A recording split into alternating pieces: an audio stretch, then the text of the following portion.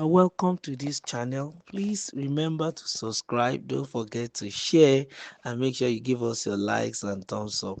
Fubara request to present budget next Wednesday. Rivers Assembly suspends sittings indefinitely. The Rivers State House of Assembly has suspended the sitting indefinitely on Friday during a session in Port Harcourt amid Governor Fubara request to present 2025 budget next Wednesday as reported by Punch.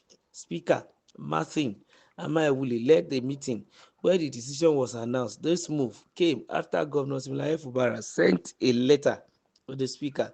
The governor wanted to visit the Assembly to present the 2025 budget. His letter dated March 13 requested to present the budget on March 19 or another date within the month. The governor said he was following a Supreme Court ruling and stated that lawmakers had asked him to present the budget again. Tensions had been high between the governor and the assembly. The governor recalled an earlier attempt to present the budget. At that time, lawmakers were making a meeting at the assembly quarters. He went there with his team but was not allowed inside. The decision to stop sittings has raised concern about governance in the state. Some observers say it could delay the budget process, believing it is part of the ongoing political tensions in Rivers State. So far, the assembly has not given a reason for its decision. Well, wonders shall never end. You see, one of the bane of Nigeria is leadership, because I cannot understand in this kind of a situation that two arms of government are fighting, as it were. They are at loggerhead, thereby delaying budget presentation. How will they navigate the year? How are they going to spend? How will development come into the state when two arms of government are at loggerhead? I think it's a pity that a state like Rivers is suffering from the leadership deficit that Nigeria is currently suffering from in general. It's a shame that because of personal interest, unnecessary vendetta, political hooliganism, the House of Assembly in Rivers State had decided to postpone their sitting indefinitely after receiving a letter from the governor on the 13th of March that he wants to present the budget on the 19th. Yes, I think that's a deliberate action, and that is very, very wrong, because they may think they are fighting the governor, but in the long run, the ripple effect is on the people, it's on the economy of Edo State, it's on the citizens of Rivers State. I beg your pardon, not Edo State, Rivers State. And this is not good. That's why I begin to cry for Nigeria. We have babies who are in place of leadership. Like the Bible normally says, say, woe unto that land whose king is a baby, whose leader they eat in the morning. And that's the situation in Rivers State.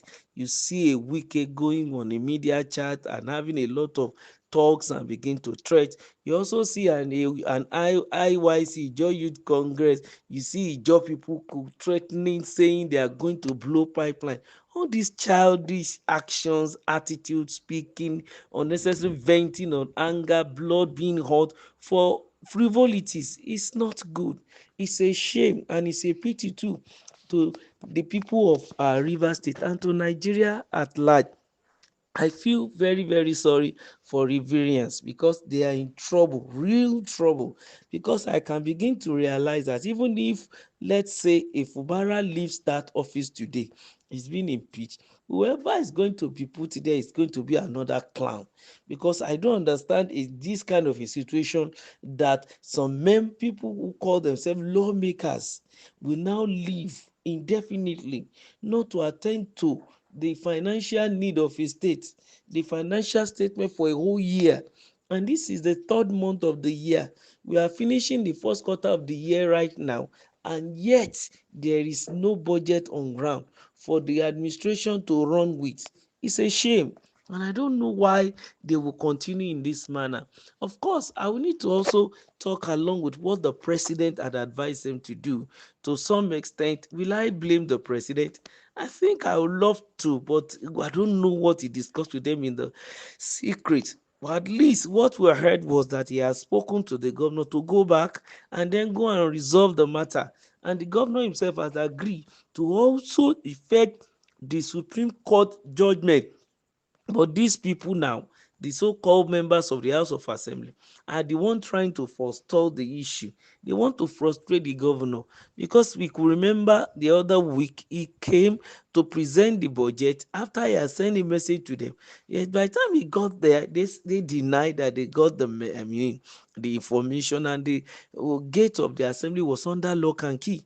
Then he decided to send another letter to them, that's on the 13th of March, in order for him to come and present on the 19th, or another better date within the month. And the next thing we could hear, that as they are about to close plenary on Friday, is to adjourn synod. It's very, very funny, knowing fully well that the year is running. Many contractors are there wanting to go back to site to work.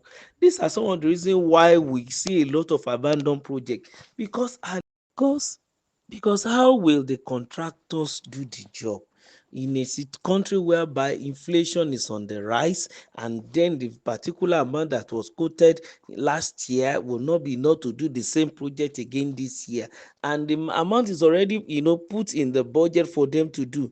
And here we have lawmakers that have not even passed the budget by March. Let's say the inflation of goes up again. If it goes haywire, how are they going to do it? How are they going to push? And then before you say Jack Robinson, 4 years will have been here, and then we begin to say we want to plan for another election when they've not been able to deliver anything. If these lawmakers think they are fighting Fubara, well, they may be thinking in that manner, but they are really fighting the people of Rivers State, and they are also fighting themselves. They are forgetting that when two elephants are fighting, it is the grass that will suffer. And as the governor to the world now is treading the path of peace, we're expecting that these lawmakers, they are supposed to also extend an olive branch. They should sit down on a round table. And I think that is what the president really told them to do. And then they should also discuss their differences and arrive at a definite conclusion, so that at the end of the day, it's going to be a win-win situation. And the people of Rivers State will be the greatest winner at the end of the day. But from the look of things, it seems as if the lawmakers are the one who doesn't really want to agree with the situation as it is now, because we don't know, peradventure, if they decide to listen to the governor too and pass the budget for him, he might begin to now play their own role too in the long run. But we want to wait and see. Let them put their personal interest behind them, and they should allow the interest of Rivers State, the people of Rivers State, to carry the day. Don't forget to like, make sure you subscribe. Thank you for listening to us.